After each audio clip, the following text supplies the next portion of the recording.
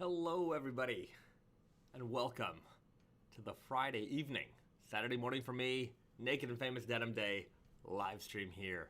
Well, on YouTube, you guys know that because you're already on YouTube. Hope you're having a good week. Hope, like me, I'm ending off my week. I hope you guys are ending off your week as well, having hopefully a relaxing time. Yeah, let's let the room populate here for a second. Then we'll jump into questions. We'll show off some stuff. Got a little bit of cool show and tell to show you guys today. Cool stuff to show off today. So it should be an action-packed live stream. All right. Francisco Michael, hello from Chicago. Hello from Japan. Will Sox, hello from the UK. Let me know where you guys are from in the chat. Let's see how international we can get this chat today. And since you guys are the first to tune in, don't forget to hit that like button. Let's hit that like button, everybody. When you enter the chat, hit the like button. Let's get the likes up real high so that we can help other people find this channel, this chat, this live stream as well. Shane Delahunty, Vancouver, Washington. Welcome. KMX, hey Bahzad. Happy Naked and Famous Denim Day. Tuning in from Calgary, Alberta, Canada. Welcome to the chat. Zach Cardenas, what's up from Cali? Shane Corwin, Naked and Famous Denim NYC in the chat. Hello, Naked and Famous Denim NYC is here. Fantastic. Leo Yang Kui, hello from Burlington, Ontario. M Sway, Fife, Scotland. Welcome. A lot of familiar faces, friendly faces. And Dawson, welcome from Osaka, Japan. All right, we've got Japan, more Japan in the house. Well, Mr. Overlord, 14,000, Normandy, France.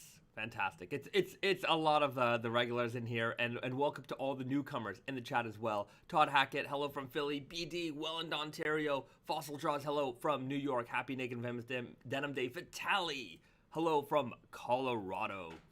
So, for all those who are joining us for the first time to the live stream, welcome. This is our weekly Raw Denim chat hangout. We talk about all kinds of things raw denim. We preview all kinds of new Naked Famous Denim stuff. I answer your questions live. We'll probably go off to some sort of weird rants here and there, but it's a hell of a lot of fun. We certainly have a great community here in the chat as well. We've got Ross, Janet, Rossi, hello from Battle Creek, Michigan. Rev Edwards, Edward Fay, Scotland. Tay, Edward Fay, Scotland, Tay. All right, cool. I don't Faye and Tay, I don't know what that is, but someone's gonna tell me. Joaquin Paez, hello from San Francisco. Sean Alexander, Prince Edward Island, Canada. El Sanchez, 1984. Hey, from Mississauga, having a bonfire in the backyard. I hope you're staying warm out there. I know it's pretty snowy out there in Ontario and in Montreal, in Quebec right now. BD. Army Green Duck Canvas rules.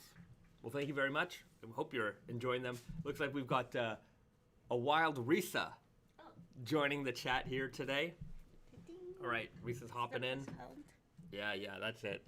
It's like hello, everybody. Hey, everyone. All right, we've got the Supreme Dream Team always up in the scene right here. There we go. James Cardenas, hello from Texas. Oh, Msway, Faye is from. Okay. Rev Edwards, from and to. Well expressed thought, sir. Pedro Cortez, Northwest Indiana, sipping on some hot cocoa. Good for you. We've got some hot coffee. Waking up. We just got up. It's early. Well, it's not that early, but it's 9:04 a.m. Japan time right now. But we've been up for not too long. Last night we were up pretty late. Because we released the King of Lords. This is King of Lords, Emperor of Slub. Yeah, Lord of it all gets confusing in my brain. But it is King of Lords. Yeah, the King of Lords dropped last night. For us last night, 11 a.m. Eastern. For those of you in not here. 11 a.m. Eastern when we dropped the King of Lords. So that just released on Tate and Yoko and Naked Famous Denim NYC. They've been out for a little bit on James Dant, Blue Owl Workshop. So for those of you who ordered them, who got them, I hope you enjoy them. It's one of the craziest denim fabrics we've ever made before. And, it's one thing to have it, like, to see it in the photos. but it's another thing to have it in your hands. 100%. Yeah. I think if you're impressed by the photos, you'll be even more impressed when you finally get those in your hands. Be sure to, share your reactions to it. I'd love to see it. We've had some. I've been noticing because on the Naked Famous YouTube, when I log into YouTube, it gives me all these like recommendations, and now it's like all these people who are like unboxing and like showing their initial reactions and their fit. So I'm getting more and more. So I actually watch a lot of them. And I recognize some of you people from some of you folks out there in the chat. So yeah, I like seeing it. I don't know what it is. It's just people's excitement. Yeah, for sure. So. Anyways, if you got them, enjoy them. They're available now. Okay, we've got more people. Rice W5, hello from Bram, UK. Just after 12 a.m. here. You just missed my birthday. Well, happy birthday. Everybody wish Rice W5 a happy birthday. Luis Cicada, Houston, Texas. BD, Pedro Cortez is a legit dude. Absolutely he is. M. Sway, happy birthday, Rice W5. To a long life ventured in the finest threads. Well, that is a very sweet message. I like that message. I'm not very good at writing these. Anytime their birthday comes up, I'm just like, oh. Google. Yeah, I Google it. And my go-to for all wedding, messages is to love's eternal glory. Mm-hmm. That's it. That's a good one. You'll always get to love's eternal glory. I'm not a good writer. Like the product copy, the emails. Like I write them and then I constantly find typos. I'm just the worst, and I can't see my own mistakes because I wrote it. So in my brain it sounds right, and then so sometimes I see emails go out and then just the English is wrong, and I'm like, man, if you're watching this, I apologize for that, but I think you're just too critical. I think your writing is great. It's just like you're. Especially like with birthday cards, I feel like I always, like bring it to you last minute and you panic and it's like, oh my God, I have to Google. That's true. But for the emails, I feel like when I make spelling mistakes or grammar errors in the emails, I'm like, oh, I hope they don't think this is coming from like some scam website and not just my, undereducated brain. Okay, let's. I saw the video. Brandon and Garrett on Instagram looks awesome. Yeah, I want to get them doing more videos. So hopefully we'll be doing that soon. Yeah, we're running out of sizes. On the King of Lords, Risa's checking the inventory. There are. Luckily, we had enough jackets. Yeah. Yeah. Sometimes the jackets we don't have enough of them, but we carried enough there. But yeah. Easy guy and super guy is starting to thin out. The big sizes are gone, and the little sizes are gone. All right. Well. You know where to get it, everyone. I'm sorry, to love's eternal glory sounds like some sort of operatic sacrifice. Well, if you're a fan of The Office, then you know the reference. You know the reference. And you should be a fan. You should be a fan of The Office. Francisco Michael, happy birthday from Bahzad. Yeah, that's exactly how I would write it. I got the Lord of Nep jacket and had to hop on the King of Lords today. Well, you're going to have two crazy jackets, sir. I hope you enjoy them. Francisco Michael, Michael, Todd Hackett. Will the Elephant XS be a one wash? I hope not. It will not. It will be raw. You will get that 100% raw. Speaking of spring summer 22, so we've got the first release of spring summer 22. Let me pull it out here.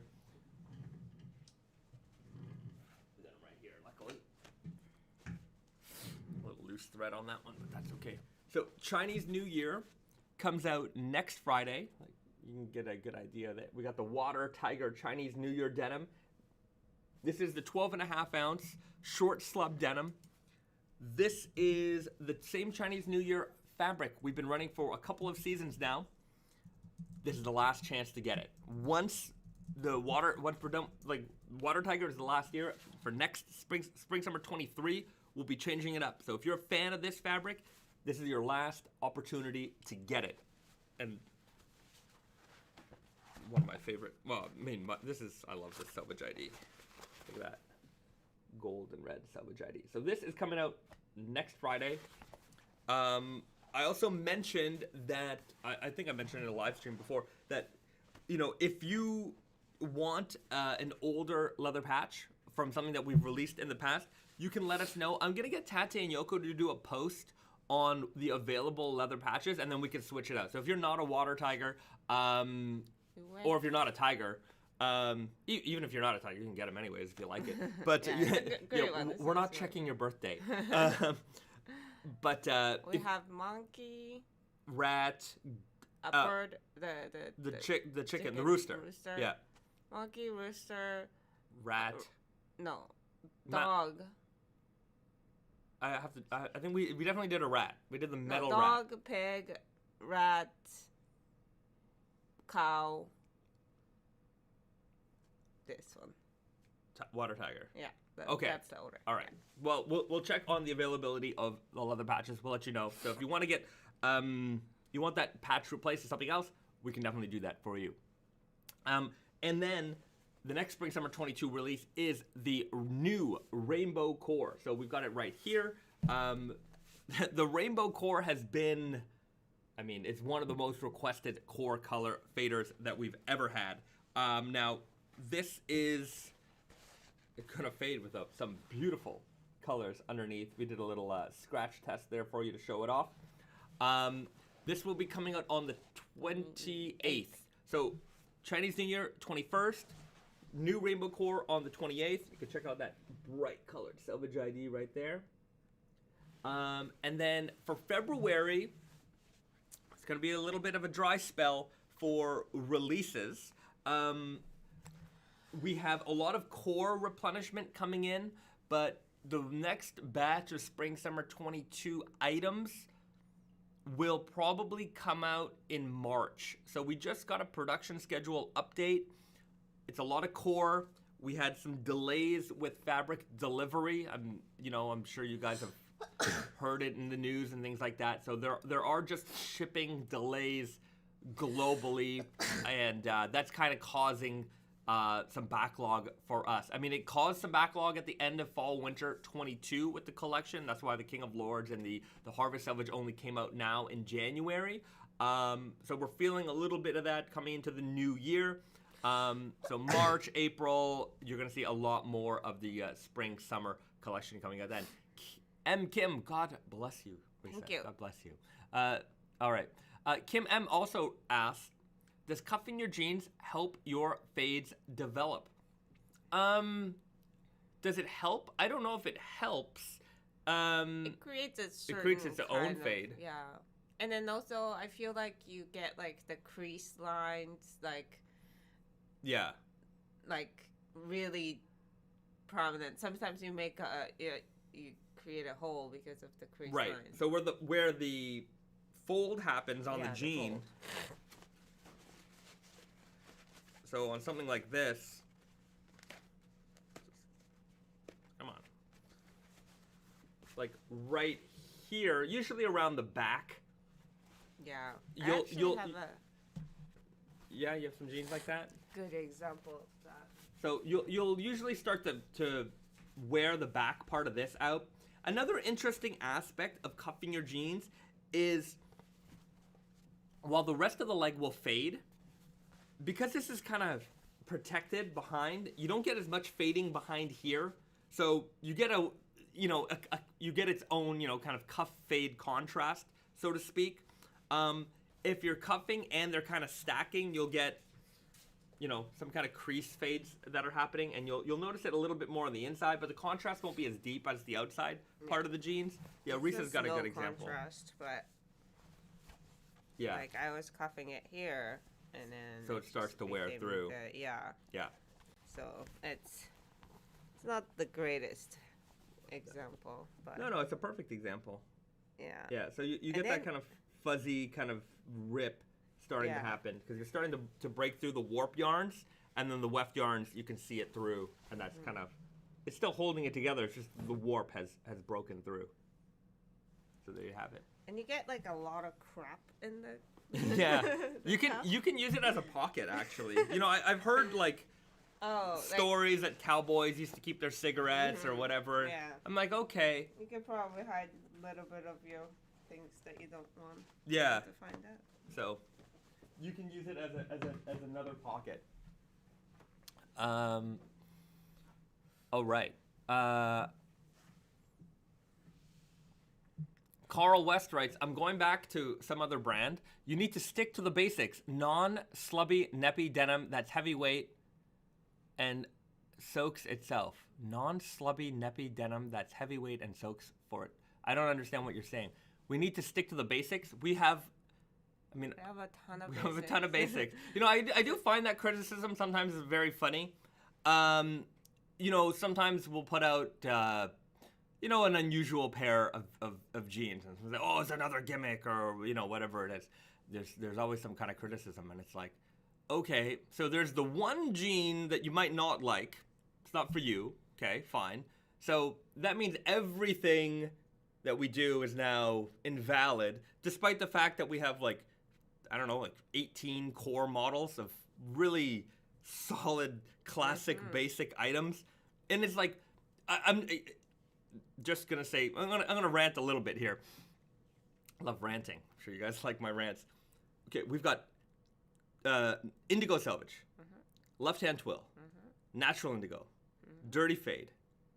There's 4 indigo blues that are, you know, if you looked at any other collection, they'll have like one basic indigo, one. But us, we're like, oh, this shade is slightly different.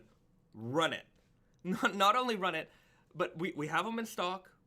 You know, okay, and the deep indigo selvage. So there's 5, right? Plus the stretch versions of many of the similar items.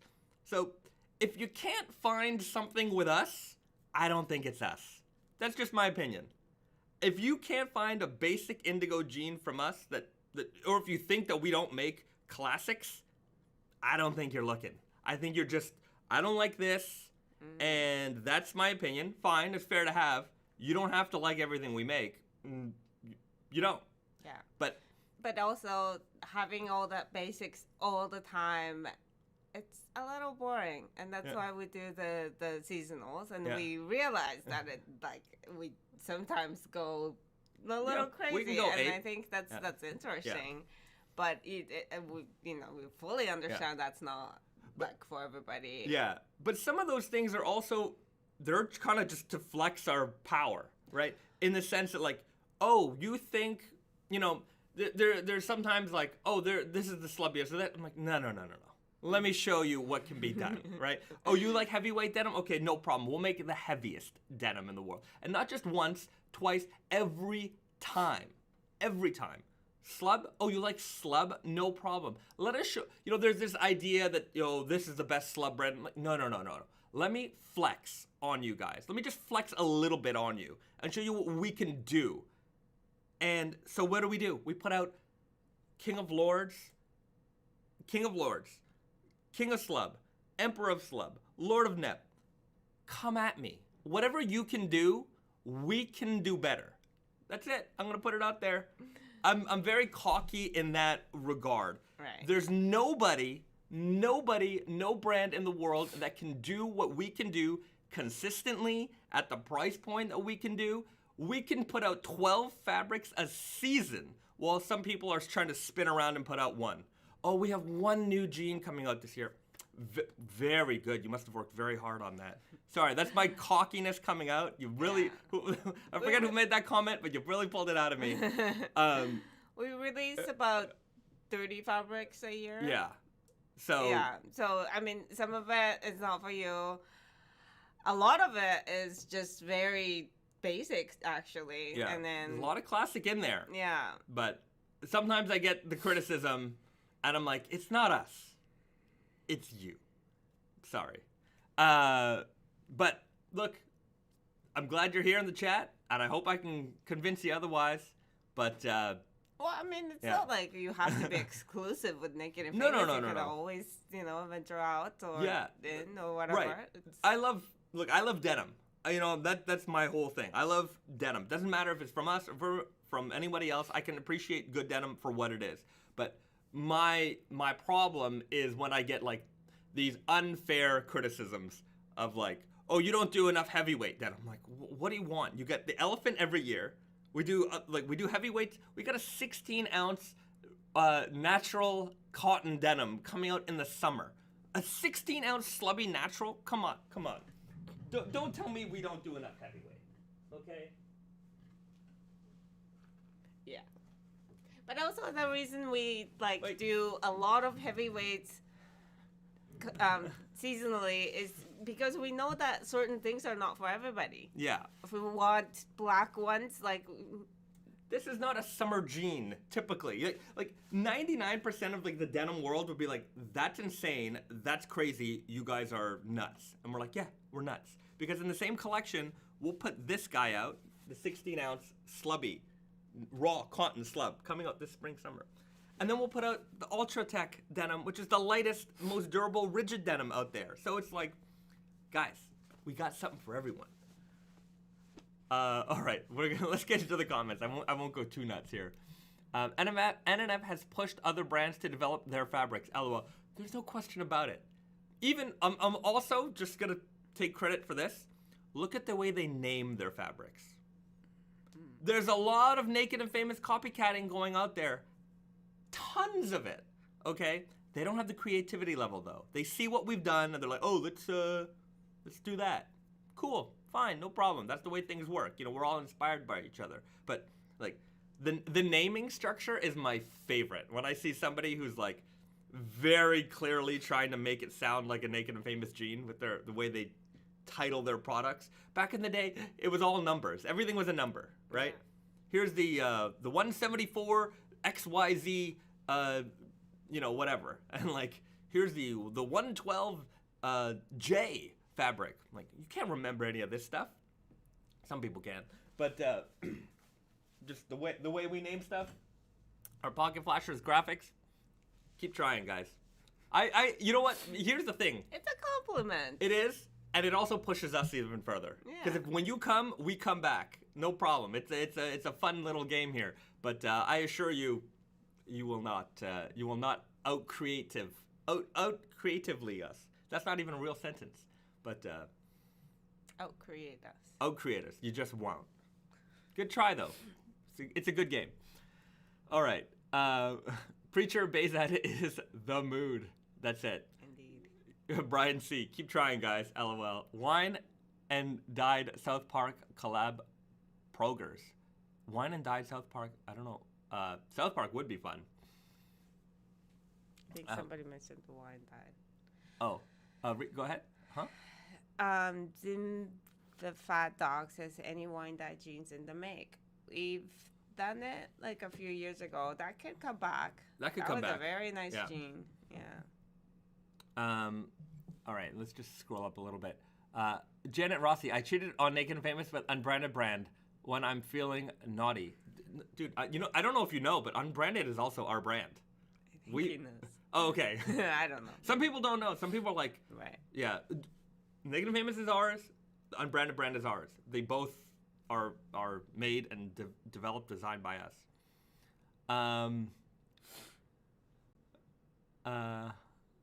Okay. If I wanted boring denim, I would go to Costco and get $20 jeans. I'm here for the weird. Well, thank you very much. To be fair, I would love to do a Kirkland collaboration. One of my ultimate collaborations. I would love to do a Kirkland because, I think a lot of people don't realize that they're probably one of the biggest denim brands in the world. Without one of them. One of them. Some people, they don't even realize it. Kirkland, Levi's, obviously, huge brand. But a lot of people don't realize that these mall brands American Eagle, I'm sure Abercrombie was at one point. I don't know where they're at anymore. But even American Eagle, I wonder how they're probably still pretty big. I don't know, young kids. But I think Kirkland outsells. But yeah, Kirkland probably outsells them all. They probably outsell Gap for sure. Gap don't sell jeans anymore. Right, low key Kirkland is huge. So I think it would be the Naked and Famous Levi's collaboration. Unless Levi's buys us one day, don't count on it. But unless they do, that collaboration is not happening. But Kirkland, I think, is one of those where it's maybe. I don't know. Maybe because Kirkland, their Kirkland branded things are made by like other brands that are very good at making those things. Yeah. Right? Like they'll approach like a strong manufacturer of an item, and then they'll say, can you do a Kirkland branded version of it? Yeah. So like I just have to know somebody at Costco would get, it's probably, I don't know how that's ever gonna happen, but it would be really fun, because a made in Canada version, Naked Famous version of a Kirkland jean, I think it would be great. Okay, I'm just scrolling back up. Thank you for all the selections you provide, Joaquin Paez. Well, you are very much. Okay. My Brita filter is really just Brita, but branded Kirkland. Actually, my fave purchase of last year. Well, there you go. There's basically all the Kirkland stuff, as far as I know, is made by another company. Probably. Well, yeah, probably. Like I don't think no we can. idea, Yeah, but yeah. But it's usually made by like the popular company. Right, like you said something about like Kirkland brand vodka is the high end vodka because it's cheaper, but it's made by like a well-known company. Yeah. Anyhow, Pedro Cortez. Okay, Bahzad, with the King of Lords coming out, I would like to see a toxic elephant, right, left, broken toe with an elephant weight, 19 ounce, 22 ounce. Dealer's choice on weight possible. Pedro Cortez, I saw your message about that. I think it's a good idea. Like a toxic or Frankenstein denim elephant. I think it'd be pretty cool. Here's the challenge. It's probably doable, but not Selvedge. Mm-hmm. Yeah, Frankenstein or what's it called? Toxic Avenger could not be Selvedge. It could for the right price, but that price is way too high. Yeah. It's especially if we're gonna do heavyweight, which I'm not even sure if it's possible.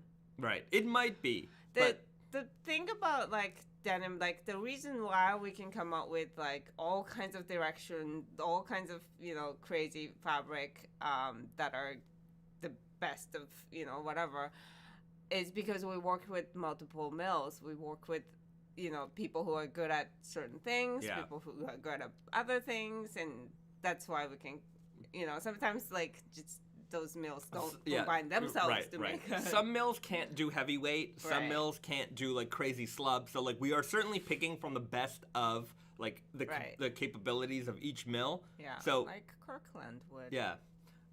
Exactly. But like if they, anyways. An alternating twill heavyweight denim would be a lot of fun. I think that's a good idea. Mm-hmm.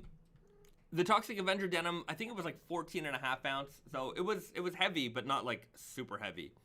King of Wholesale jeans. That would be the Kirkland brand one. The King of Wholesale. That would be pretty good.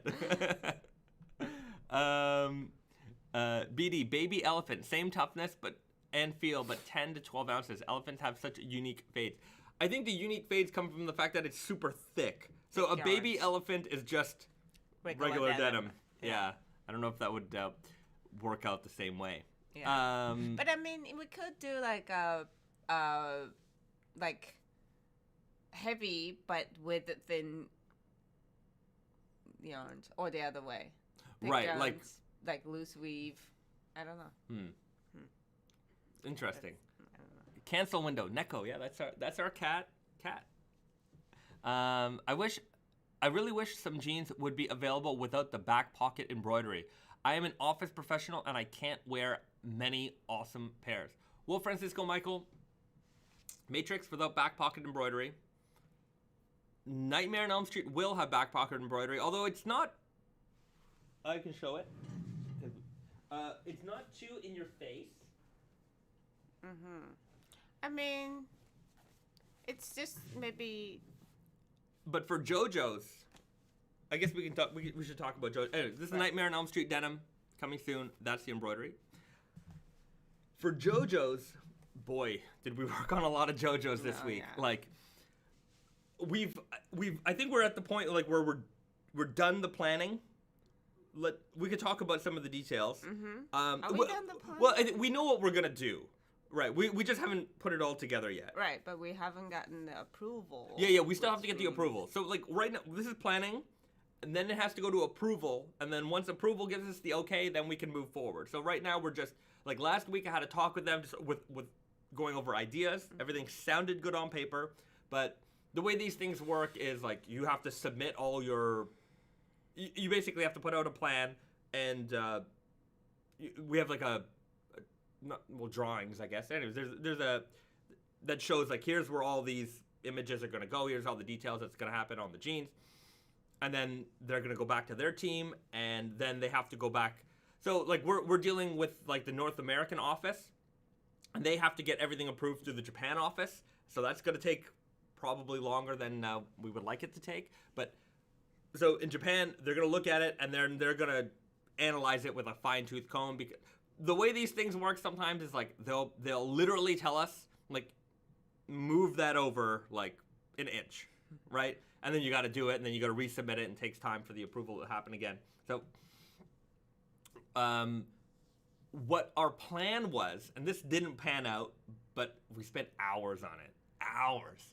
What we wanted to do for the pocket bags was to have scenes from the show play out, like one frame and then the next frame.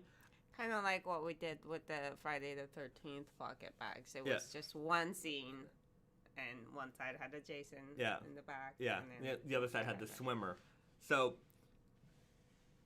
the problem was we wanted to have a consistency across like every season, and we basically went through every frame of the show for every season and looked through every image. And so and it's just like, it took, I don't know, probably 6 hours or more this week, looking and getting an image, trying it out, seeing if it would like work on the pocket or not, like if it would frame up nicely. Even more than 6 hours. I was dreaming in JoJo frames the other night. Like my brain was completely taken over by JoJo's. I saw some stuff that I didn't want to see on there. Yeah, like, it's just, there's some gruesome stuff, but creepy.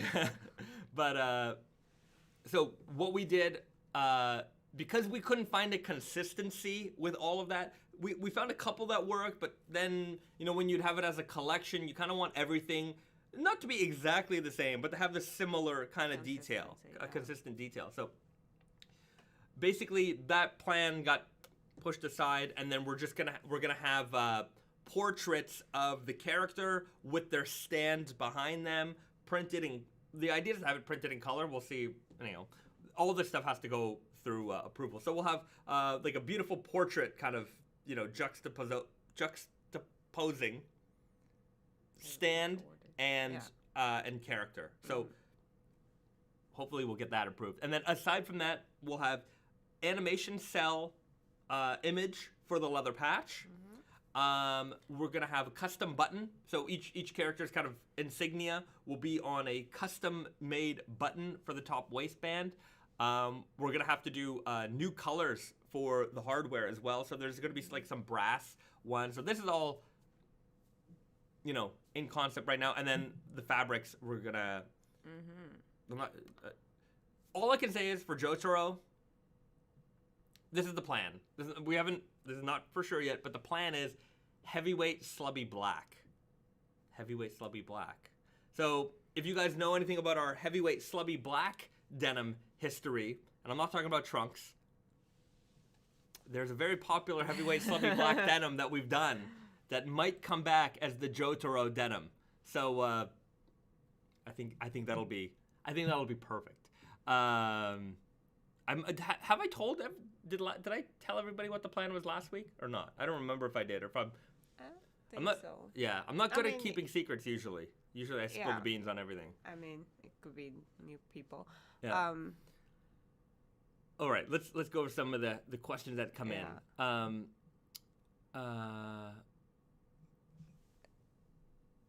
Phoenix still unlines. Is there one jean per season for JoJo? Well, it'll be a holiday release, but one jean per JoJo per season. Yeah. Okay, I think. Right, that's the question. So we'll have every Joe will be covered. Yeah. So Tujo from season 1. Yeah. So like Jonathan, Joseph, Jotaro, Josuke, Jornio, and Jolene. I haven't watched all the seasons yet, but I've seen every frame of every season. Yeah, you can kind of tell what's happening, right? Looking through that. Fossil Draws, poor Risa, exposed to the bizarre parts of JoJo.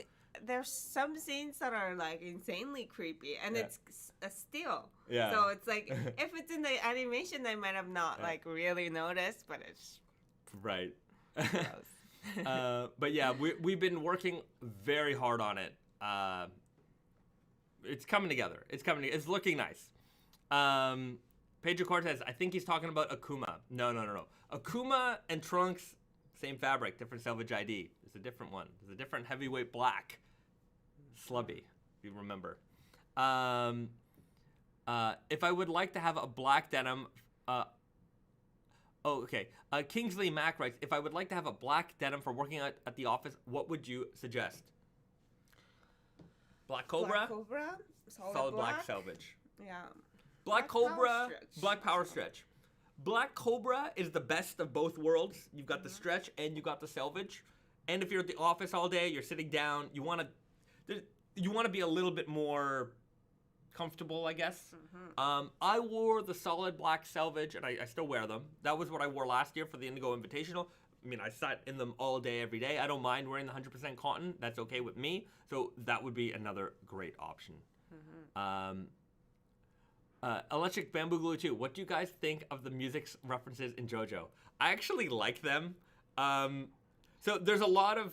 Risa hasn't watched so much. Yeah. But so like the character names, AC/DC, Wamu, that's interesting. Yeah, there's like Suzy Q.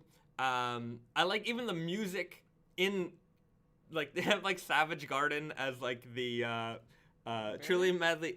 Wait, which song is it? Anyways, one of the Savage Garden songs, like the ending song. They have like Walk Like an Egyptian. There's a lot of the creator loves this kind of stuff. So there's so many musical references in JoJo's. And speaking of which, like, I also kind of find it interesting that we're Naked and Famous. There is a song called Naked and Famous. So I think that's kind of a funny connection. And there's a band called The Naked and Famous. So there is that reference, that music reference actually kind of plays into this collaboration quite well, I think. So, yeah, there's characters like, AC/DC. Right. I think it's pretty funny. Huamu. I like, Huamu. Huamu, like Wham. But I get it. That battle was, I really enjoyed that battle with Huamu. Huamu. I guess Japanese way of saying it. Yeah. Phil Thomas writes, how does the black denim fade? Quite well, actually. I don't have mine here. Oh, yeah, Risa's gonna find it. We'll show you an example of my solid black Selvedge that I wore for the Indigo Invitational. I wanted to do something a little bit different. Okay. Let me just... Will there be a MIJ heavyweight black denim? I would love that. Diet Man writes. That will definitely happen at some point. It's not on the plans yet. Okay, there's a couple of conversations going on in the chat. I just did my first soak on my Okayama Spirit 5. Dis Smoke writes. Some people are asking to see it. Van Deen, Dis Smoke writes back. Check out the profile who_want_smoke on Reddit. I'll post updates when I wear them again. At the moment, they are drying. So check out on the Reddit, I guess in the raw denim subreddit, who_want_smoke_, and you can see it there. So this is my solid black Selvedge, and you can see it actually fades quite nicely. This is a year of wear at home mostly, not too extreme. We did get to wear them in the warehouse a little bit this past November. But you can see they do fade quite well. Do I have a brand new pair here somewhere to show them off again? This probably. Well, that's a black denim. Oh, there it is. We got all the jeans. Oh. Big. No, Oh, it's close enough. It's similar. Looks This is the black Cobra. This is a solid black Selvedge, but you can definitely see the contrast a lot better here against a new pair. So you can see that. The knees really faded nicely. Yeah. So there's still a lot of life left in this pair of jeans. My goal is to get them to be like as light gray as humanly possible. So we're gonna keep working on those. All right. Joshua Vasquez writes, managed to get my full Canadian tuxedo of the King of Lords from Naked Famous Denim NYC. Looking forward to it. Well, that's great to hear. Post some fit pics on that one. I'm sure a lot of people are going to want to see that. Sir Selvedge writes, will you be entering Indigo Invitational Year 3? Oh, yeah. Oh, yeah. When does it start? It starts in March, I think. I got an email about it. I got to register. I haven't registered yet because I haven't decided what I want to wear. I still want to wear these, but I kind of want to enter with the raw cotton slubs. I think that'll be fun. Yeah. Like I'm not going to win, right? Hey guys, my NG's faded the most. There's no indigo on them at all. But I just kind of want to participate with the oddball jean out there, just to give some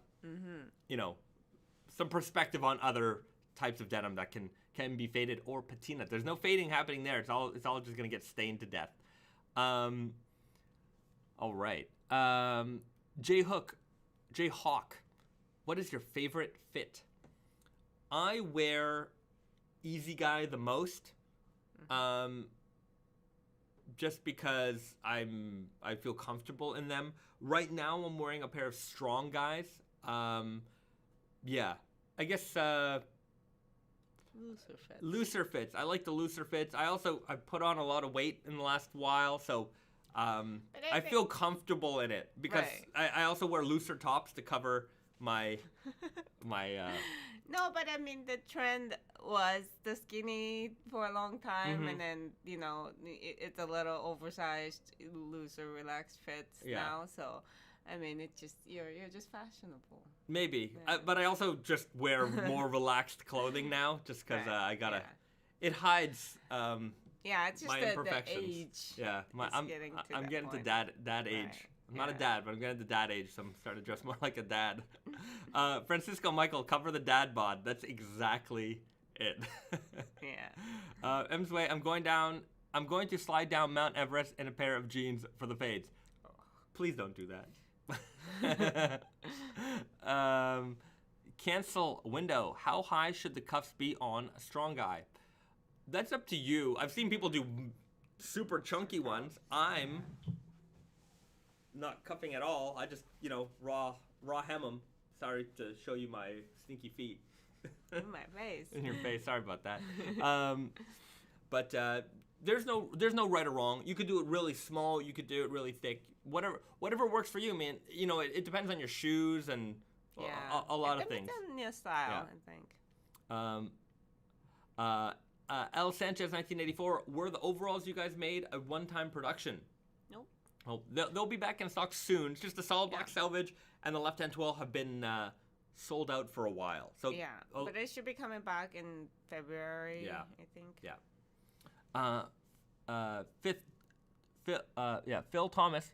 Hey Bahzad, when you buy a pair of raw denim, how do you size? I bought a pair, but after the first wash, they shrank too much. Okay, how do I size? I can try on anything that I wear because I only wear Naked and Famous, so I really don't get into the. I don't personally have the problem of having to measure everything, but if you do have to measure something, take your best fitting pair of jeans. Ideally, your best fitting pair of jeans. Measure the waistband, right? That's your first step. Measure the waistband and compare it to the size charts on the website. Make sure the waistline is straight. Yeah, straight and pulled up to line up so that you can actually measure the circumference flat. Some people when they'll measure it, they'll just measure the top part here. Yeah, but that doesn't make this right measurement. So what you want to do is you want to align the front and the back of the waistband and make this a straight line and pull it. And then it should be a little more up, but basically you should be like this when you measure it. That'll give you the most accurate. That's the way we do it. Measure the waistband and then find the size that is the closest without going too much under, right? Sometimes you say you get a waist measurement on your jeans at home of like 34. Say it's a perfect 34.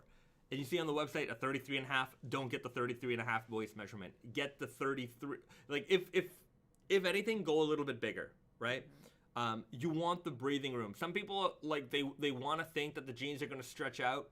And even if the jeans stretched out half an inch, like that's the max that they're ever going to stretch out. Yeah. And the problem is like, you know, don't want them to be look, unless that 34 that you have at home already has a little bit of room, right? So you have to factor a lot of those things in.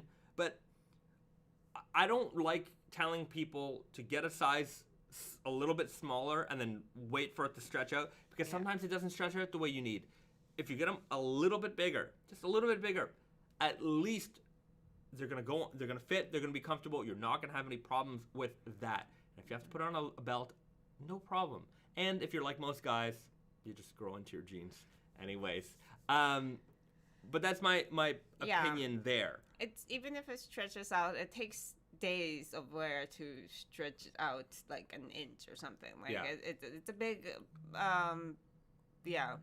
You're rolling the dice there, and I don't like rolling the dice. And then you wash it. You eventually wash it, and then you lose that stretch. So. And then you got to stretch it out again. It's a whole game. But after you do the waistband, make sure to do the thighs, because sometimes people, a lot of people, they forget to do the thigh measurement, and it's hard to show you like this, but anyway, we got the video. Basically, you're gonna measure from the center point of the crotch out to the edge of the leg. Some people forget to do that thigh measurement, and they think, oh, the waist is the only thing that matters.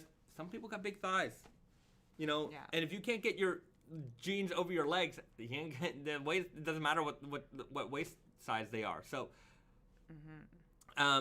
those are the most important measurements to take account of. If rise is an issue for you, definitely pay attention to the rise. Right. Some people, they don't mind if it's high or low. They'll wear it no matter what. Right. Some people, it matters a little bit more to them. But for ladies, hip is a big thing. So for women's jeans, we put hip measurements in the measurement guide. But back in the days, we didn't. So there might be some items that doesn't have hip measurements on the website, and if that happens, just reach out to us. So we're gonna measure the hip on those jeans, and I'll let you know. And also rise for women, especially rise, is very important. You have to take the jeans that are similar rise as the one you're trying to buy, because otherwise, if you're the measurement that you're taking of a waist from a high-rise jean and you're trying to buy mid-rise jean, you're going to need way more room in the waist than the jeans that you have, because, the rise... The higher the rise, the smaller the waist. So you really have to take that into consideration, and we have to update our measurement guides. Yeah, we have to put more information on the ladies' stuff. But yeah, ladies' jeans a little bit harder to size online than the guys. Definitely is. Yeah. Especially like a lot of the times if you're coming in from like stretchy jeans, like you can measure your super stretchy jeans all you want. It's not really going to be the measurement. Yeah. So. The jeggings are they ruin everything, because one size fits most. Yeah. And it's like, well, I was a 26 in this brand, and it's like, yeah, but they stretch out like 9 inches. Like, sorry. Just this is 100% cotton. It's not the same beast. But another thing I have to say about that is that like your expectation has to adjust. Like 100% cotton jeans would not fit you like a glove. It would not be. Yeah. It would not fit you like a leggings, because the leggings only fits because it only stretches in the places that need stretching. But 100% cotton doesn't stretch. So I think even men too. Like you kind of have to lower your expectation to the point that like it's not gonna fit exactly. It's not custom made. It's not a suit. It's not a tailored. it's not a tailored suit. And then it stretches, shrinks, all that things. So some people they get kind of fixated on measurements a little too much. Sometimes we'll get an email and somebody's really concerned about like a quarter of an inch, and it's like, if the quarter of an inch is the problem, that's not the problem, right? Because a quarter of an inch on any garment really shouldn't be the difference between them fitting and not fitting, like, because literally, like, if you can't do up the waistband by a quarter of an inch, they're still too tight for you. Because even if you can get them on, they're gonna be too tight. That's not the way they should fit. Like, they should be comfortable going on. You should have a little bit of room, not just making it by the hair of your chinny chin. And we invented belt as humankind for a reason. The belt works. Yeah. You know what there's waistband extenders. Have you ever seen those? Yes. Yeah. I have seen that. It's what is it? So it's like a button with like a little elastic kind of piece on it, or sometimes I see it with a piece of denim. Right.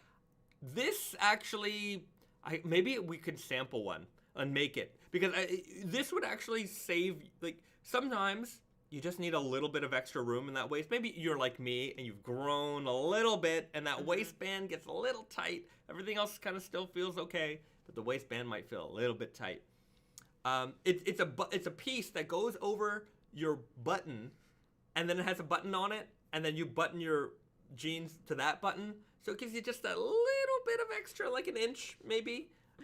And I just say just unbutton your jeans. Yeah, but if you can't, cover with your shirt. Yeah, you cover it with your shirt. Or sometimes I do is like I get like a you need the security. You need the security. You can't have that top button undone. I wear a belt over it, and then have a looser belt, and then like unbutton it sometimes. I think we should make them. Okay. I think we should make them more option better. Yeah. It's the security. That's what it's for. Pierre Moreau, hello from Guelph, Ontario. Hello. Okay. BD, other Naked and Famous for women have been great for my wife. Jeans next. All right.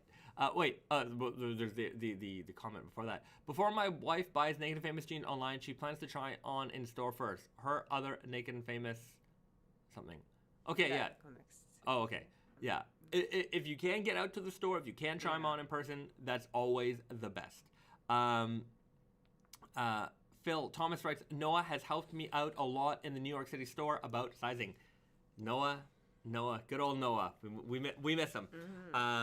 Yeah, he's not at the store anymore, but he's still a great friend of the brand. I think, unfortunately Noah's not there anymore. Yeah. Noah and I'm just trying to. Anyways, follow him on Instagram. He's if you can find him there, you can definitely find him on Instagram. 1 like equals go unbuttoned. Okay, wait. Francisco Michael, 1 like equals go unbuttoned. 1 subscribe equals get an extender. Maybe, but it's a good segue. Hit the like button, everybody. If you haven't hit that like button yet, please do so now. And if you haven't subscribed to the channel, what are you waiting for? Hit the subscribe button. You'll get a little animation somewhere in the corner here just for you and your own special shout out. But yeah, hit the like button. It helps more raw denim lovers, friends of raw denim, friends of Naked Famous Denim find this channel. So if you haven't already, hit the like button, hit the subscribe button if you're not a subscriber. Sometimes you think you might be a subscriber because this stuff shows up in your feed a lot, but you might not be subscribed. So double check and hit the button if you haven't hit that button already. Carla Montoya, Noah will always be in our hearts. Absolutely, Noah will always be a great supporter, a great friend of Naked and Famous Denim forever. Lee H writes, I've used the waist extender button accessory, works well for button fly, but doesn't align well with the zipper fly. It's great for going out to buffets, and I keep it in the coin pocket. There you go. It is. Nice. Yeah, I've been there. I've definitely been there. All right. Right. Well, that's a new project. Yeah, I think we should make some, and perfect. Yeah, put them in the coin pocket in case you need them. It's definitely as I get older, it's definitely a product I think I need. Pedro Cortez, has Naked Famous ever done a stretch broken twill? No. I don't think so. Not a bad idea. Yeah, not a bad idea at all. We need more broken twills, that's for sure. They're coming. Vitali writes, was there any change in sales after Naked Famous was revealed to be featured in James Bond? I mean, I wouldn't say like, it changed the business for us. I mean, we saw a little bit of a spike on the stretch Selvedge, but it's always been a good seller for us, anyways. Like it's hard to tell exactly. I don't think it's gonna like, it's a nice boost, but nothing that is going to, sometimes people get like it's on TV or like on one of those, morning daytime shows, and they get $1 million in sales from it. Like we're not there. It's also not like super recognizable. Yeah. Like if you know, you like, have to be really into following James Bond. Like if you were like, because we got featured on some YouTube channels and some podcasts and some Instagram posts. Like if you're really into that, then yeah. But I think. But even if like we watched the jeans, like we probably wouldn't have been able to like identify it on the spot. Yeah, if we still haven't watched the movie. Yeah, we haven't. But I would have been like, are those ours? For sure. That thought comes up in your mind every day. You know, like watching things. But I probably would have been like, are those? And I would have fast forwarded and paused and figured it out. Like I would have.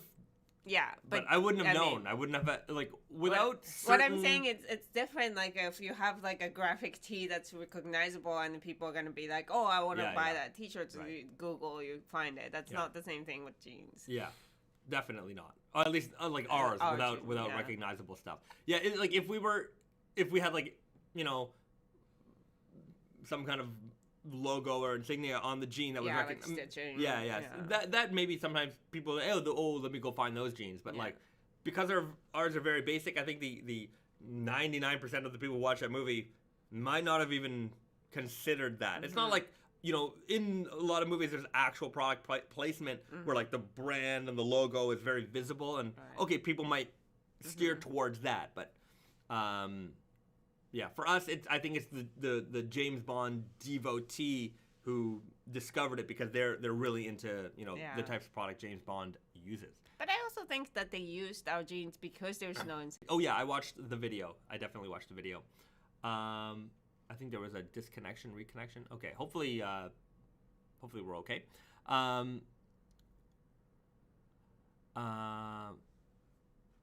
Some good Selvedge content in the new West Side Story. Okay, we'll have to check that out. Lee H. Bond could have also used the Kevlar Selvedge with modified high Kevlar percentage. Even if our Guardian Selvedge had a higher percentage of aramid fiber in it, it would not be bulletproof.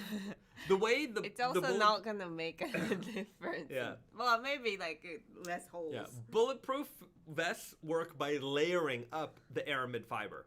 So the more layers of it you have, it just slowly stops the bullet from penetrating. But yeah, if we're just using it on like one layer of fabric, it will not stop anything. It's gonna go right through.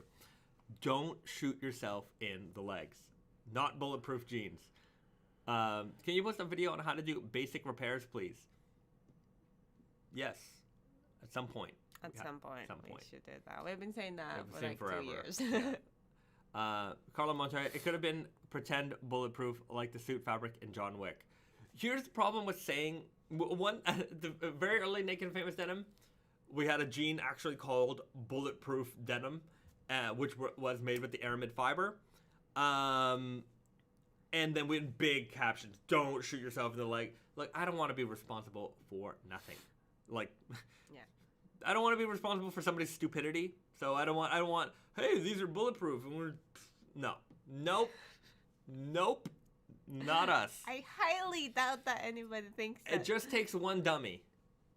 Even if you have a bulletproof vest, you shouldn't shoot yourself in the chest. Some people are dumb. That's all I can say. All I can say is that those bulletproof vest manufacturers probably get an email every now and then being like, I seriously injured myself while testing. Oh yeah, you could seriously injure yourself because the impact is still very. You said it was bulletproof, and I have, look. It just probably wouldn't go through. If it goes through, then you can. Not interested. Don't. No, I don't want any responsibility. Zero. Not even. I don't even want to get to the closeness of it. Yeah. I'm just saying that even the bulletproof vest, you shouldn't. Really, you should not test it. But some people are dumb. Yeah.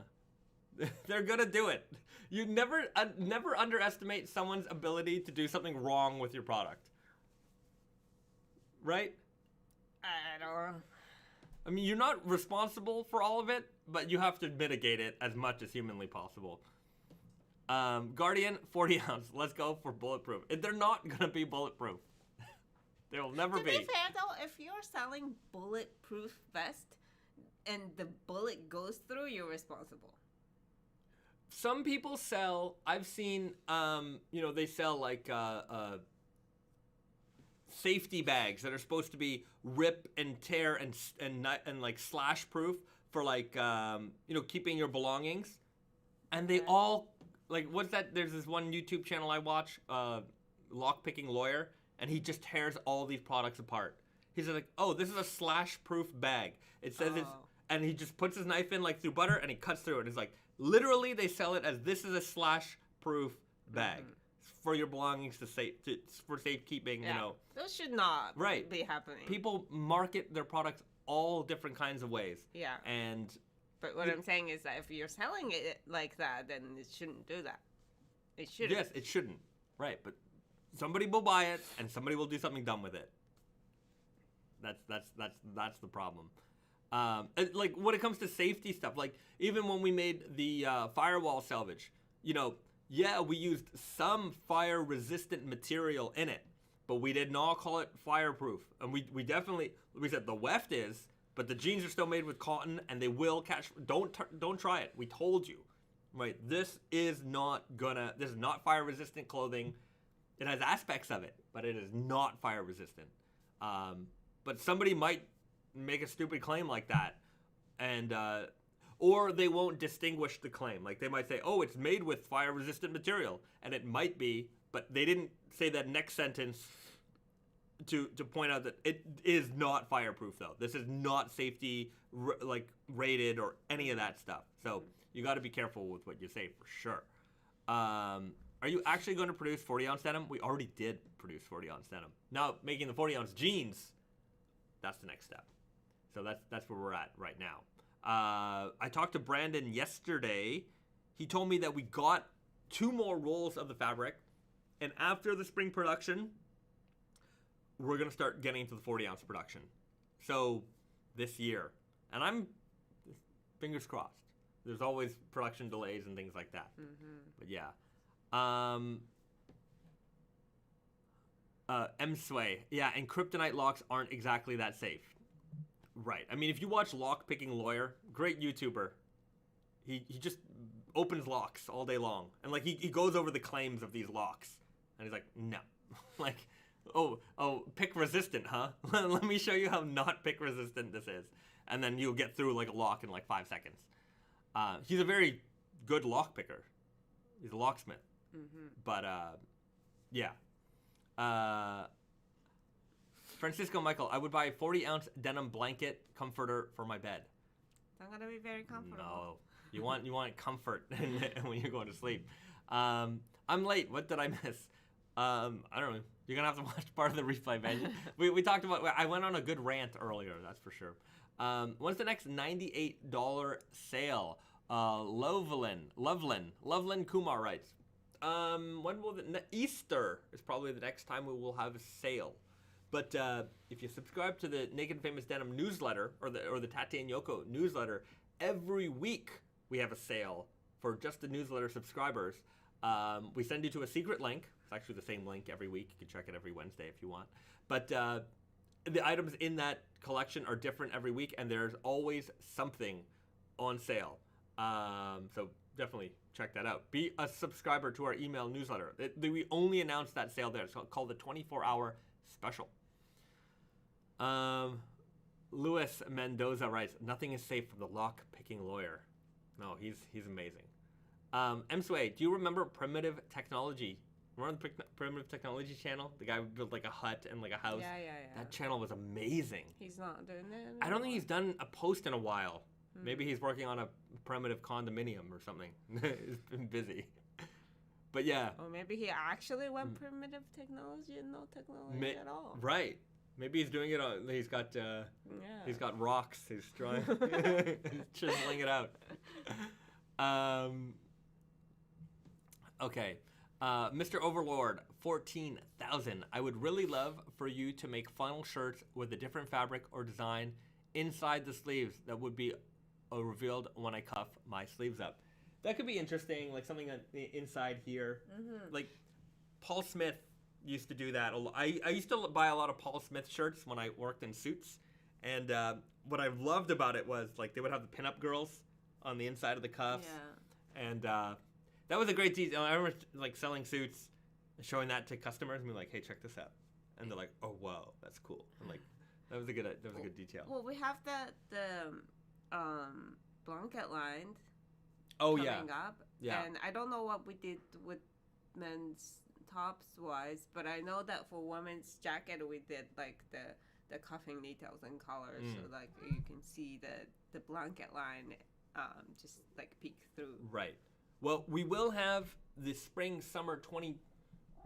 fall winter 22 samples arriving next week. So the next live stream will have some previews for you. So you definitely want to stay tuned for that. M-Sway, I had the Naked Lady wallet from like 2000. It was pretty cool. Yeah, they still do it. You know, I think so. Yeah. If Erotica, we've carried some from. So we carry the brand Erotica at Tate and Yoko, and they do some like really extreme versions of that. Yeah, they just released some. We didn't buy them. They were very extreme. I think they were like trying to go like the higher quality too, so the price was very high. They were pricey, but they were like X-rated. Like we couldn't carry them. Like we we're like a Blue movie. If everyone remembers what those were, but anyways, we're not even quite there. But it's like soft, right? Whereas those wallets were a little all the way. Very beautiful art. Alex N-Line. Welcome to the channel, everybody. Welcome, Alex, to the Naked Famous Denim family here. Welcome to the live stream. But yeah, anyways, if you like Rock and Jelly Bean stuff, I collect a lot of his posters and things like that. He has his clothing line, Erostica. Yeah, and anyways, those leather wallets just came out. You can't get them at Tate and Yoko, but I'm sure if you look online, you might be able to find them somewhere. Can I address this because he asked it a couple times? BD writes, Risa, did the women's measurements change much and fits with the for jeans? Oh, yes. There are like high skinnies runs pretty small. We have adjusted it over the years, but high skinny is still a very, very, very skinny jeans, and because we have like classics and max that are like a lot looser. And another thing is that like, you know, if you have hips, I think you want to go with the max instead of the high skinny because, you know, different fits, it fits differently, and you really always need to check the measurement guide because, you know, it depending on the fabric, it really fits differently, and especially for women's jeans, it doesn't really so much that like it's the sizes are different, but you really want to check the measurement guide and make sure that what you're getting and what you're comparing it's close enough, and just measurement guide. Yeah, always. We'll have to do more detailed info on how to fit the lady stuff. But if you have any questions, you know where to call it. You know where to find us. You know where to reach out. We got Snowy here in the live stream. All right. Any other previews? I still laugh about when someone says, "Spill those naughty denim beans." Naughty denim beans. I don't know what naughty denim beans are, but any other previews? Yeah, we can get to some of that in. Well, no, I don't have any other denim previews because that's all of the new stuff that I have. Like the King of Lords, we showed that came out today. The new Rainbow Core, the Chinese New Year, showed that off earlier. So I don't have anything until next week because that's when we'll have the newest stuff. Everything else you've kind of seen before. I mean, you can. We have everything up in the Spring Summer 22 video. I think it's probably. Anyways, if there's something you want to see, let me know. And if we have it, we'll pull it up. Also, a couple people asked about the hats in the chat. I think they will be like ready in February, so maybe we'll probably sell in March. Yeah. Van Dien, Natural Cotton release date. I don't have for February. I have for February. We're mostly going to be restocking the core. Mm-hmm. We're having a little bit of delay with some of the Spring Summer 22 fabric delivery. It's the way of the world right now. So the next batch of Spring Summer 22 after the Chinese New Year, after the new Rainbow Core, will probably happen in March. As I get information, I will post it up. I haven't done a full release schedule just because shipping is crazy right now. So I'm in the emails. If you've seen our email blast, I'm kind of letting you know on a monthly basis. So I had the January release schedule. In February, I'll have a February release schedule, which will probably include the Nightmare on Elm Street. So somebody just asked about that. So that will likely come out in February. We have a lot of content to create for that still, so we haven't released it yet. But that is in stock. That's in warehouse. So I can release it. I just have to create all the stuff that needs to go with it for the release. It's just been busy. January, like after holiday January, there's a lot of catch ups because there's a lot of you guys know there's a lot of holidays at the end and the start of the year, and it's also a busy sale time for us. So there's just a lot of stuff going on, and especially in Montreal right now, like. It has effect. The thing is, like, there's the new COVID is going around, and like they're not testing anybody anymore. So anybody with a cough, we're just like stay home. Like, so we're a little bit short staffed, and yeah. So we're just working our way through all of this stuff right now, and so I didn't think it was the right time to put the Nightmare on Elm Street out, just because there's just a lot of we're very busy and. We have a lot of stuff to create for it. I thought it would be too much of a push for us. Luis Mendoza, any possibility of working with the MF Doom estate and making a denim banner? I don't know if the only Doom I know is the video game. We also make denim banners. Yeah. Yeah. So I would like to make a Doom denim. Doom would be. That would be. That would be a cool collaboration. Got to change the blind situation here. There we go. That's better. Yeah, everybody's asking about MIJ 10. No plans yet. As soon as I know, you'll know. Yeah. What about a Wu-Tang collaboration? I think with the music collaborations, like people have asked us. I don't know if that's. Yeah, I don't know. Yeah, could be difficult. Yeah. We've never done that. The only one we would ever do that we've actually ever really considered was for the Naked and Famous. Whatever happened to that? So what happened was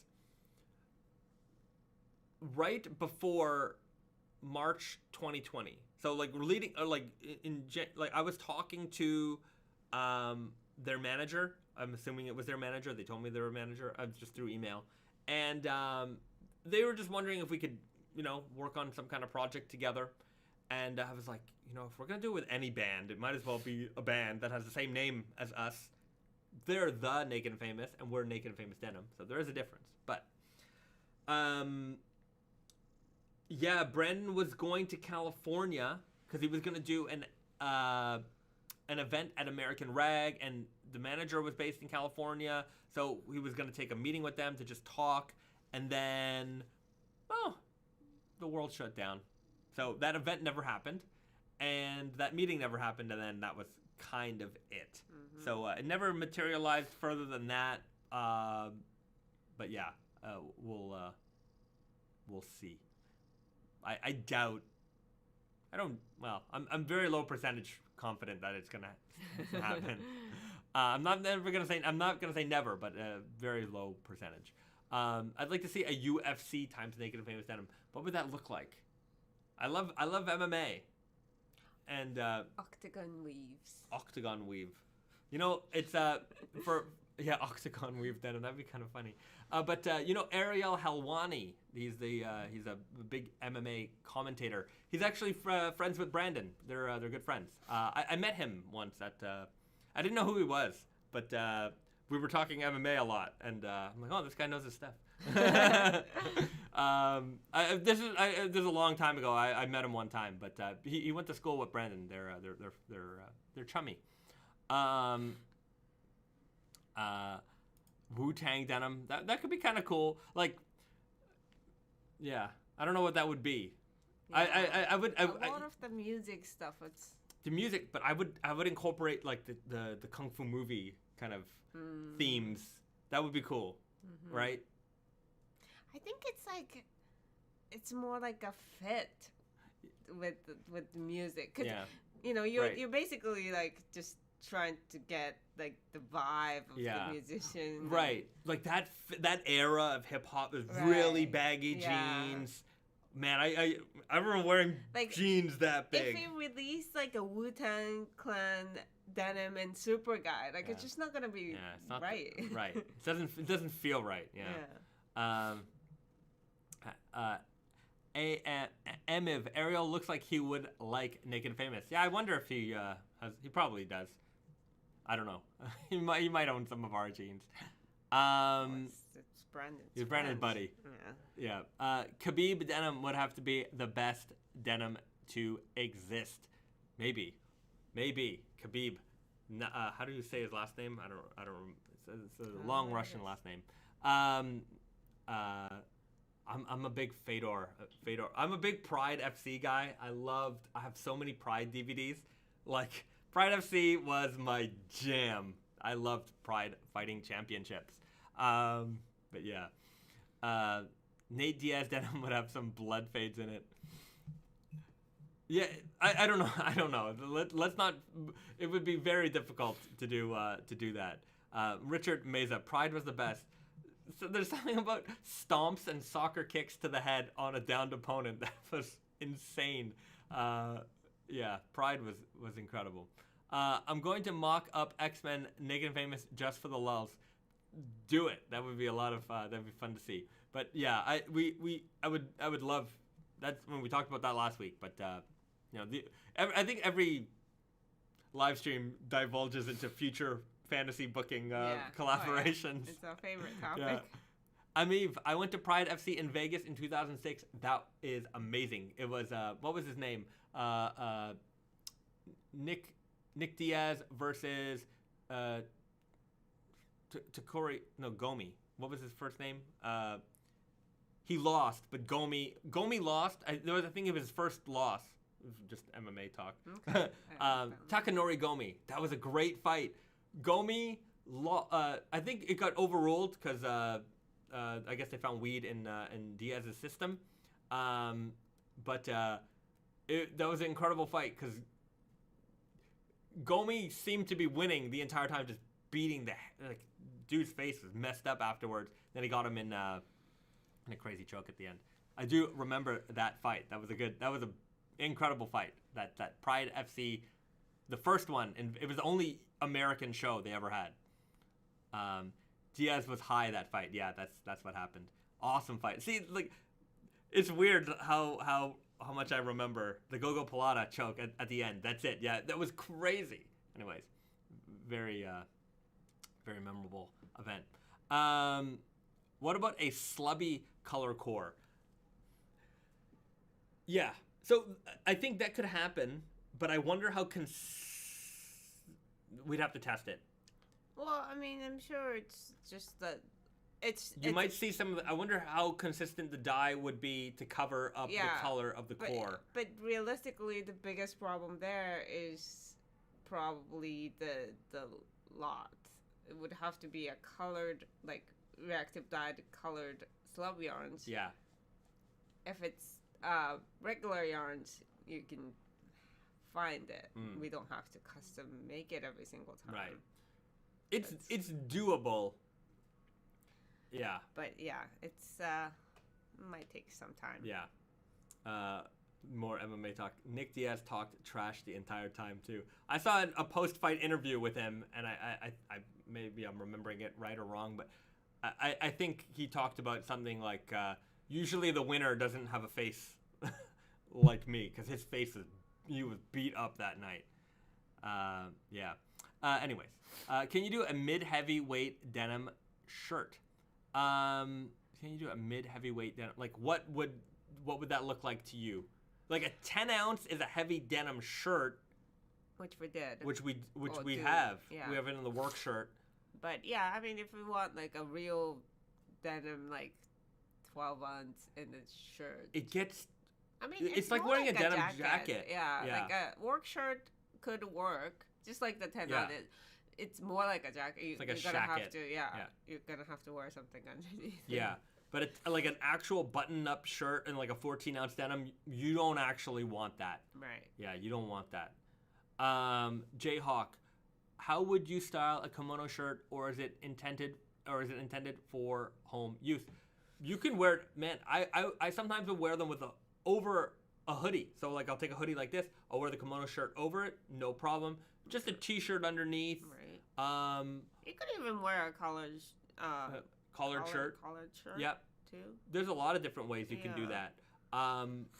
My most common way in the winter, I'll wear it over a hoodie or something like this.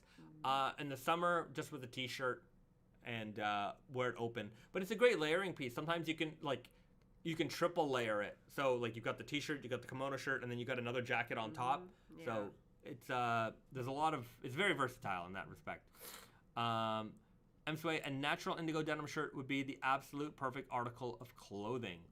That's not a bad idea. Like natural indigo color, like 10 ounce or like 9 ounce, even 8 ounce denim shirt would be pretty cool. Like a lighter indigo? Yeah. Lighter indigo blue. Yeah. I'm going to try again, LOL. Can you talk about the upcoming MIJ 10? Yeah, I can't. So we don't. Because I don't have it planned yet. There's nothing to talk about. When we have a plan, we'll let you know. Pedro Cortez, in your opinion, what is the craziest / most different jean that Naked Famous has ever made? King of Lords or something else? What's the craziest? Been a lot of crazy over the years. It depends on the kind of crazy you're talking about. Yeah, I like visually. Sakiori denim was super crazy, which is really awesome. So we did for people who don't know, like we did the denim or jeans out of Sakiori fabric, which is just like a strips of fabric woven into the like a fabric. So it's not just. It's not yarn. Yeah. So like the warp was a yarn, but like the weft basically is just like a strip of fabrics, and we did that with like a denim strips. Yeah. So it's still denim, but it's like jeans made up of jeans. Yeah, exactly. So that was pretty cool. Actually, we went antique shopping last weekend on Sunday, and we bought some antique Japanese Boro cloth. So for those people who don't know, in Japan, I mean, this was considered, peasant cloth, basically. They would take strips or pieces of fabric, and they would piece it together to make new fabric. And this is what people wore. People used it for all kinds of things. So it's interesting because when you get one of these blankets, it's often made up of a bunch of different materials. Yeah. Much of it is indigo, but one aspect of this is that there was some Sakiori bits in here. Where is it? There? I think, yeah, here maybe. No, not quite. That's not it. But you can see, it's hard to see. But this one in particular, I was told that it's about 130 years old. I mean, obviously, like these different pieces come from different times, but one way to tell is that in this particular piece, there is like the base fabric is not from like super recent industrialized world kind of fabric, and Japan was closed off for a long time, so you can still see like some fabrics from that are hand woven, what do you call it, hand spun yarns and stuff like that. Yeah. So it's pretty crazy. And it's such a patchwork of all these different fabrics. And another interesting aspect is like you can see the width of them, because back in the day, a lot of the looms that they like this panel here is this wide, and then it's just a bunch of like panels of that like width are put together, because the way kimonos were constructed, and a lot like some of the oldest mills in Japan are with fabrics that are it's basically like this. All the fabrics were made in this width, and it's just anything big that you see from back in the days, it's just like a connecting piece of these. Yeah. There's always like a stitching. Yeah. And every this width. 30 centimeters or so. So like I've been to kimono fabric mills before, and they're still making fabric this wide. Like even kimonos today are made. Yeah, but kimonos are made with like kimonos are actually the easiest things to make if you wanted to make clothes. Is because it's just literally strips. Every pattern line is straight lines. Yeah. So you're cutting like you're not even cutting so much as to like you're just using. This is back piece. This is the other back piece. This is the front, right piece, front, left piece. And I mean, all you have to do is just like make the details there. Yeah. So, but the reason why they still weave fabric in this width is because it is how you should make kimono. Yeah, it's the standard. Yeah. And like we like collecting this stuff because this is the kind of stuff that helps inspire future fabrics. Like we'll see something in here. Like this is how the Sakiori or Kasuri yarns or things like that get the ideas are birthed from it, because we'll see an old fabric like this and we'll look at the construction or we'll look at the way that it faded, and we'll take that into account when we're developing new collections. So finding these is always a lot of fun, and they're not always cheap. I'll tell you that much. They're always expensive. They're always expensive. But a little, rag. Yeah. This one we bought for Brandon, and, oh man, this one was crazy. Hold on. This is the craziest. This is insane. There was a crazier one, and it was like $5,000. We didn't buy it. But, hold on.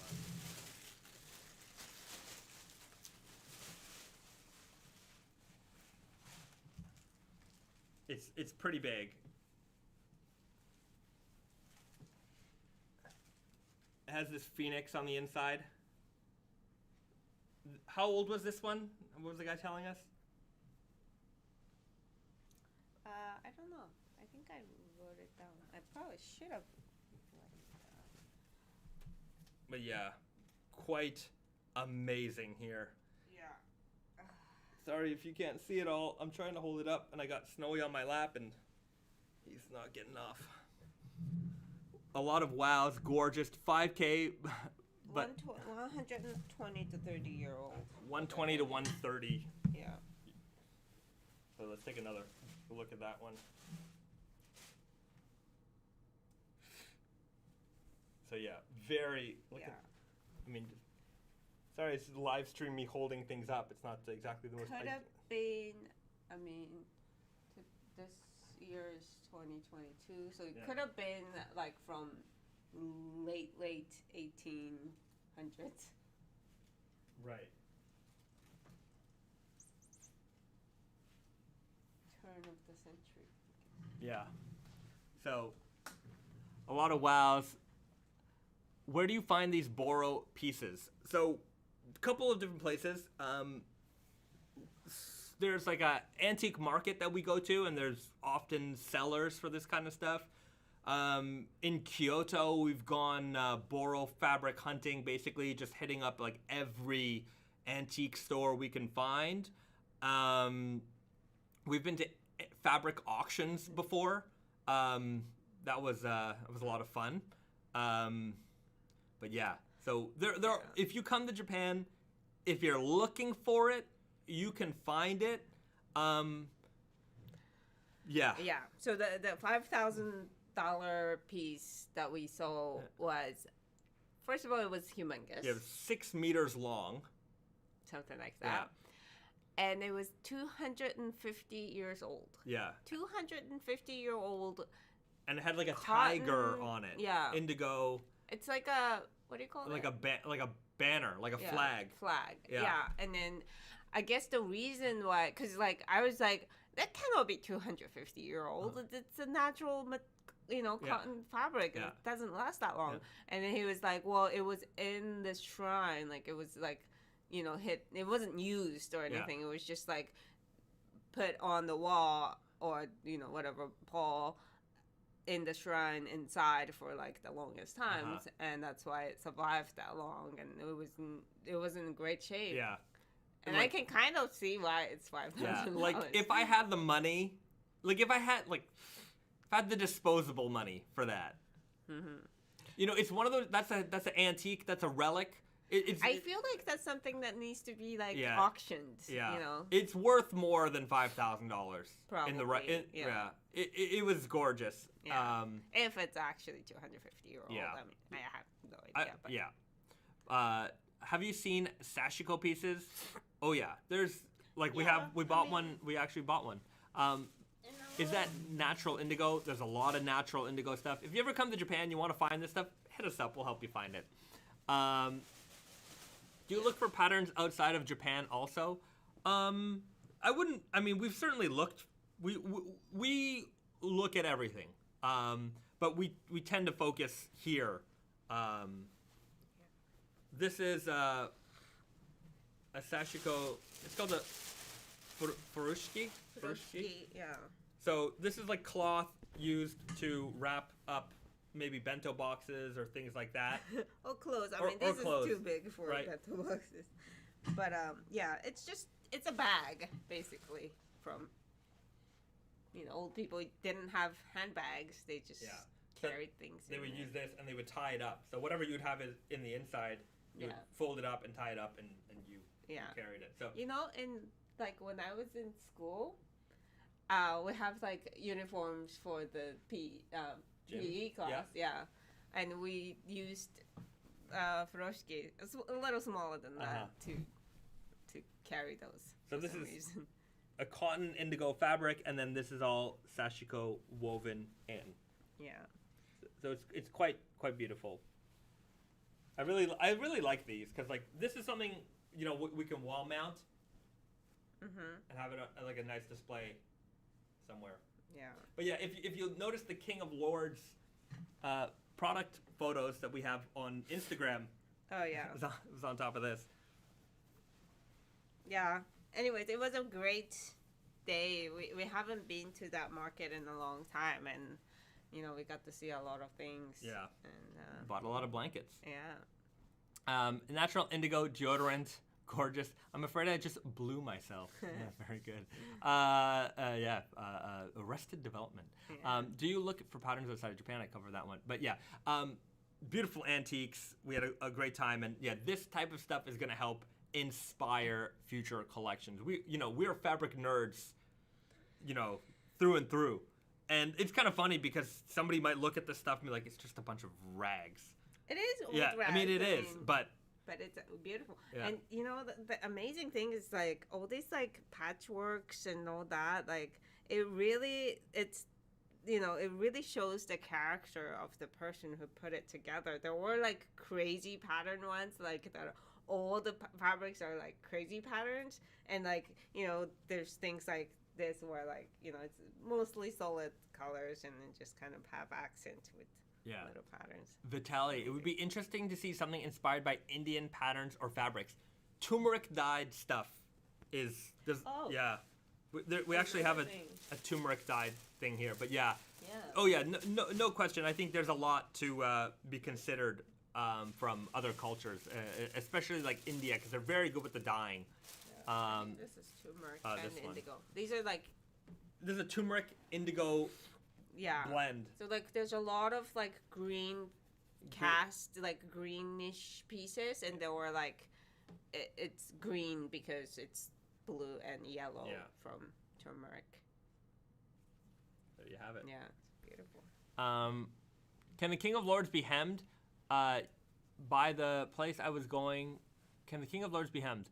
By the place I was going to buy it said the hemmed option was unavailable for those when they usually hem all my jeans. We can hem them. Yeah, it's hard. 23 ounces is hard to hem.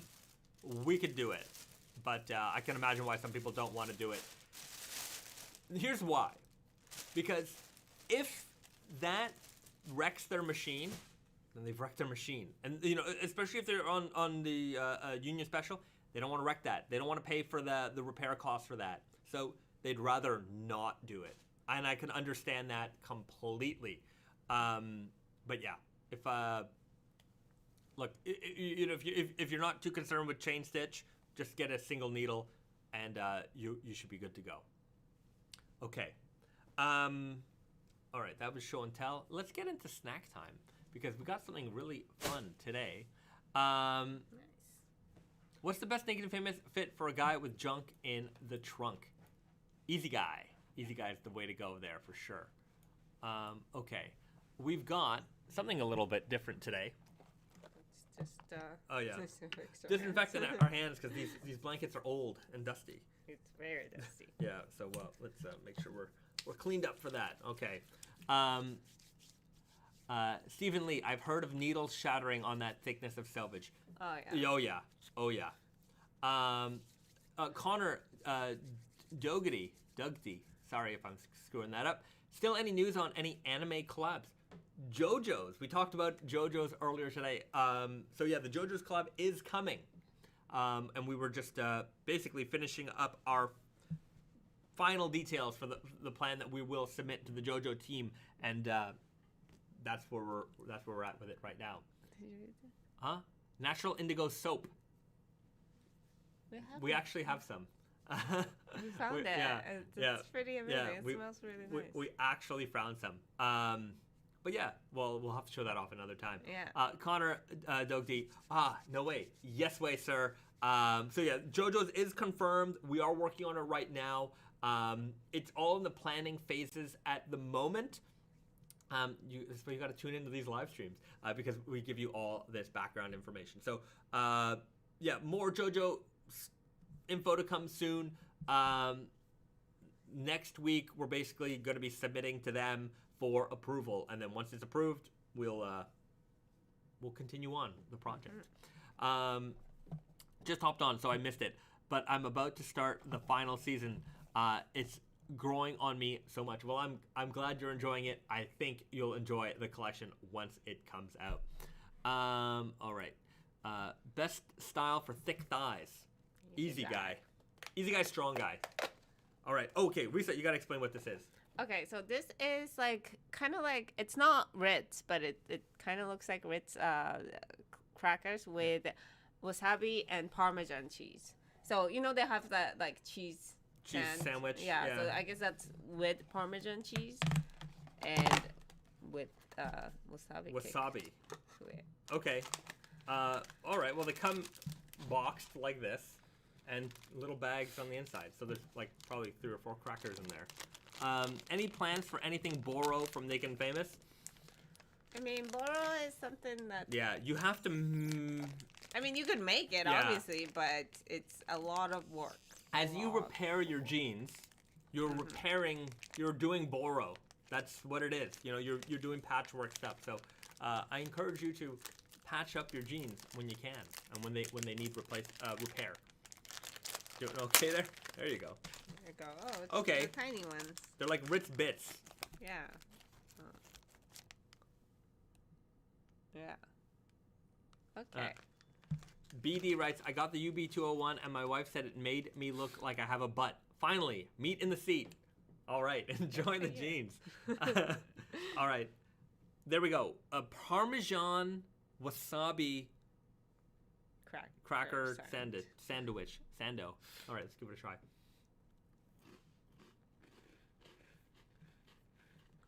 Wasabi tastes instantly. Yeah, they're pretty good. It's not bad. Yeah.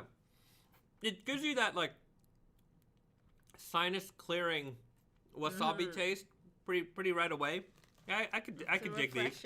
Yeah, these are a good snack. The cheese part is also, like, it's not like the Ritz. Like no. Yellow cheese. Yeah. Tastes good. Yeah. All right. Okay. But this is from, like, off-brands that I've never really seen, so I don't know if I'm ever going to see this again. Right.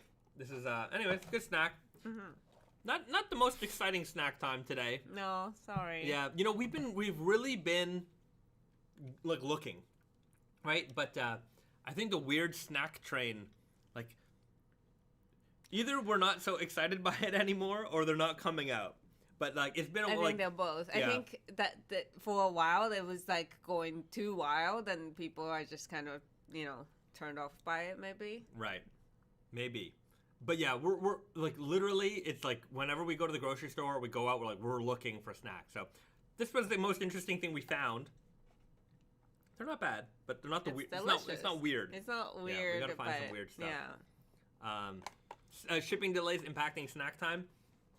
Maybe. Oh, I don't know. I mean, no, because most of these snacks are made in Japan. Yeah. So I don't think that's an issue. I think maybe they've run the train on weirdness, and maybe they're waiting for a different trend to appear. I think that there's like a big trend in like food industry. Like last summer, everything was lemon. Yeah. This winter, everything is sea urchin. Ah. Like right. there's just or like the Chinese spice, mala spice. Like, it's just, like, so many trends, and I think right now the trend is not so, like, crazy, weird. M. Sway, is potato on lockdown? So... There was some potato lockdown because McDonald's wasn't selling large fries. Right. And then I think I don't know who paid for it, but, like... I guess we got some, like, a bunch of potatoes FedEx to solve that problem. And then I think they went again. Yeah, to rationing the large fries. Yeah. Which is weird, because you can go to any other restaurant, they got fries. It's not like they don't have fries. And they have potatoes in grocery stores. Yeah. It might be expensive, but it's like... Yeah, like, I can buy shoestring fries at the grocery store, no problem. Right. Like, they have them. Right. So I really don't know. I don't know what the deal is with McDonald's. I mean, maybe there was like a particular fry that they use. Factory was not getting the potatoes. Maybe. Jane cites, maybe I missed it this week. Shake my head. I gotta set an alarm. See y'all next week. Well, no worries, because you can catch us on the live stream here. I think people just want a familiar taste as it's uncertain times. I mean, that's the beauty of McDonald's, I would have to say, is that no matter where you go in the world, you want McDonald's fries. You want it's the same. It's great.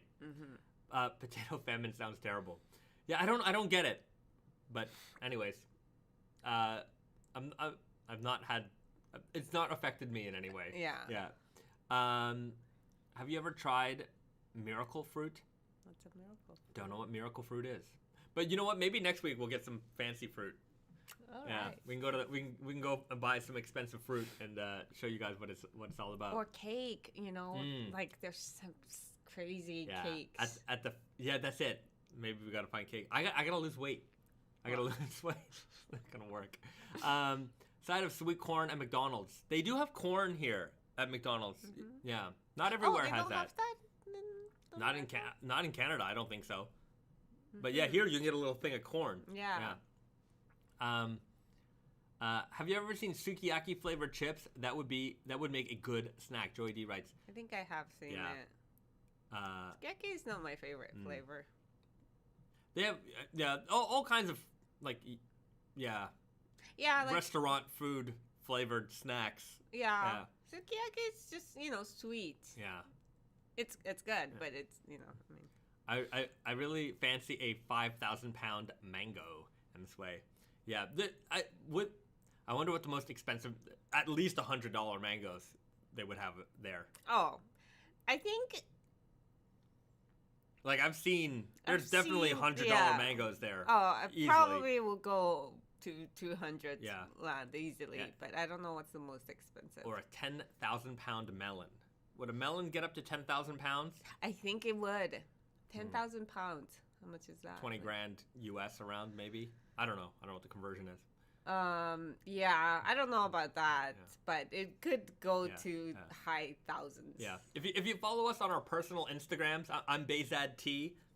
Recitogram, I think. Risa Cytogram. No, Recitogram. Risa Itogram. Anyways, you'll find us. You'll find us. You'll find us. If we go to the fancy fruit store, we'll take some Instagram stories. You can see what we're looking at there. Okay. Well, I'm gonna leave it at that then. A lot of great chats, a lot of show and tell. Mm-hmm. Yeah. I don't know. I think I've run out of stuff today for once. Yeah. Okay. Well, thanks for the comments. Yeah. It was really fun. And thanks for joining us on another live stream here with the greatest raw denim community anywhere in the world, right here on YouTube, LudeTube. I almost said it. YouTube channel. And if you haven't already, hit the like button, subscribe to the channel. We'll see you guys next week. We will have fall winter 22 previews, so you definitely want to be there for that. And we'll leave it there. Bye bye everyone. Be good to each other. Do something nice for somebody. Bye.